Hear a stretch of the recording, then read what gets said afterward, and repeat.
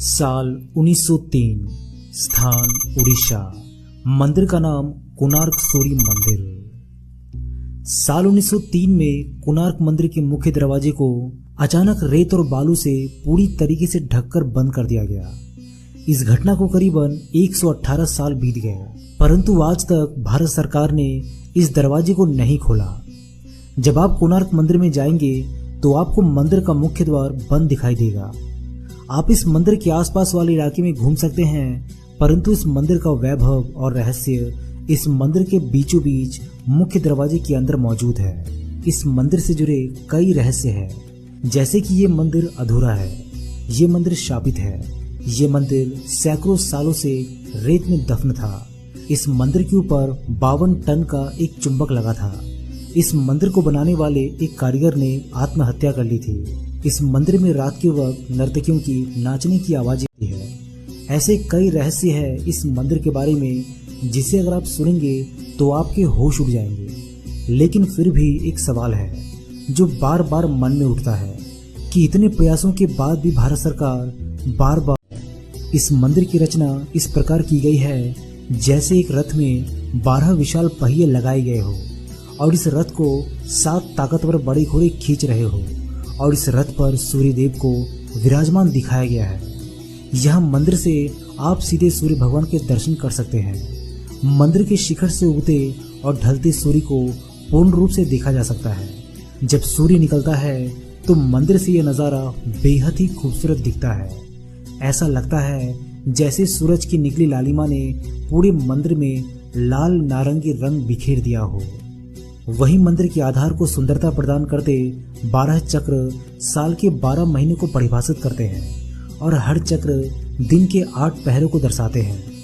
ये मंदिर 2 भागों में बना हुआ है, जिसमें से पहले भाग नट्ट मंदिर में सूर्य की किरणें पहुंचती थी। धातु से वे इस मंदिर की प्रतिमा पर पड़ती थी, जिससे इसकी छटा देखते ही बनती थी। वही मंदिर की कलाकृति में इंसान, हाथी और शेर से दबा है, जो कि पैसे और घमंड का घोतक है और ज्ञानवर्धक भी है।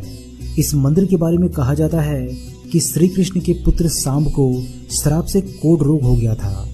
उन्हें ऋषि कटक ने इस श्राप से बचने के लिए सूरज भगवान की पूजा करने की सलाह दी थी। सांब ने मित्रवन में चंद्रभागा नदी के सागर संगम पर कोणार्क में 12 वर्षों तक तपस्या की और सूर्यदेव को प्रसन्न किया। सूर्यदेव जो सभी रोगों के नाशक थे, इनके रोग का भी अंत कर दिया, जिसके बाद सांब ने सूर्य भगवान का एक मंदिर निर्माण करने का निश्चय किया। अपने रोग नाश के उपरांत चंद्रभागा नदी में स्नान करते हुए उन्हें सूर्यदेव की मूर्ति मिली। चंद्रभागा नदी में स्नान करते हुए उन्हें सूर्यदेव की मूर्ति मिली। ये मूर्ति सूर्यदेव के शरीर के ही भाग से देव शिल्पी श्री विश्वकर्मा ने बनाई थी। सांब ने अपने बनवाए मित्रवन में एक मंदिर में इस मूर्ति को स्थापित किया और तब से यह स्थान पवित्र माना जाने लगा। कोणार्क के बारे में यह भी कहा जाता है कि यहाँ आज भी नर्तकियों की आत्माएं आती है। अगर कोणार्क के पुराने लोगों की माने तो आज भी यहाँ पर शाम को उन नर्तकियों के पायलों की झनकार आपको सुनाई देगी, जो कभी यहाँ राजा के दरबार में नृत्य किया करते थे। इस मंदिर का निर्माण एक सैंडविच के तौर पर किया गया है, जिसके बीच में लोहे के प्लेट थे, जिस पर मंदिर के पिलर रुके हुए थे। ऐसा भी कहा जाता है कि मंदिर के ऊपर एक 52 टन का चुंबक रखा हुआ था, जो कि इन खंभों से संतुलित था। इसी के चलते भगवान सूर्य की जो प्रतिमा थी वो हवा में तैरती भी रहती थी, जिसे देखकर हर कोई हैरत में पड़ जाता था। कहा जाता है कि इस चुंबक को विदेशी आक्रमणकारियों ने तोड़ दिया था। ऐसा भी कहा जाता है कि मंदिर के ऊपर रखे चुंबक के चलते समुद्र से गुजरने वाले नाव, जो कि लोहे के बने होते थे, इस चुंबकीय क्षेत्र के चलते क्षतिग्रस्त हो जाती थी। इस कारण अपने नाव को बचाने हेतु नाविक इस पत्थर को निकालकर ले गए। ये पत्थर एक केंद्र शिला का कार्य कर रहा था, जिससे मंदिर की दीवारों के सभी पत्थर संतुलन में थे। इसके हटने के कारण मंदिर की दीवारों का संतुलन खो गया और परिणाम स्वरूप वो गिर पड़े।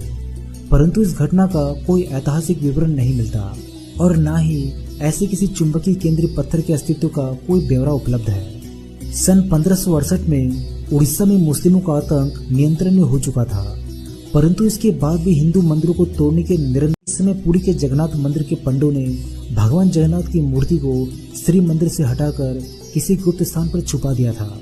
इसी प्रकार कोणार्क के सूर्य मंदिर के पंडों ने प्रधान देवता की मूर्ति को हटाकर वर्षों तक रेत में दबाकर छिपाए रखा। बाद में ये मूर्ति पूरी भेज दी गई और वहां जगन्नाथ मंदिर के प्रांगण में स्थित इंद्र के मंदिर में रख दी गई। कई लोगों का ये मानना है कि यहाँ की पूजा मूर्तियाँ अभी भी खोजी जानी बाकी है, लेकिन कई लोगों का ये भी कहना है कि सूर्यदेव की मूर्ति जो न्यू दिल्ली के राष्ट्रीय संग्रहालय में रखी है वही कोणार्क की प्रधान पूज्य मूर्ति है। फिर भी कोणार्क मंदिर में सूर्य वंदना मंदिर से मूर्ति हटने के बाद से बंद हो गई। इस कारण कोणार्क में तीर्थयात्रियों का आना जाना बंद हो गया। कोणार्क सूर्य वंदना के समान ही वाणिज्य गतिविधियों का एक और कई सालों तक रेत और जंगलों से ढका रहा। फिर बाद में इस मंदिर को खोजा गया, लेकिन इसके कई हिस्से बहुत ही बुरी हालत में पाए गए। फिर बाद में ऐसा कहा जाता है कि कई आक्रमणों और नेचुरल डिजास्टर के कारण जब मंदिर खराब होने लगा तो 1901 में उस वक्त के गवर्नर जॉन वुडबर्न ने जगमोहन मंडप, जो कि इस मंदिर का प्रधान मंडप है, उसके चारों दरवाजों पर दीवारें उठवा दी और इसे पूरी तरीके से रेत से भर दिया ताकि ये सलामत रहे और इस पर किसी डिजास्टर का प्रभाव ना पड़े। इस काम में करीबन 3 साल लगे और 1903 में ये पूरी तरीके से पैक हो गया। वहां जाने वालों को ये पता नहीं होता कि मंदिर का अहम हिस्सा जो कि जगमोहन मंडप है वो अभी तक बंद है। बाद में एएसआई ने इसके अंदर के हिस्सों पर शोध कार्य आरंभ किया।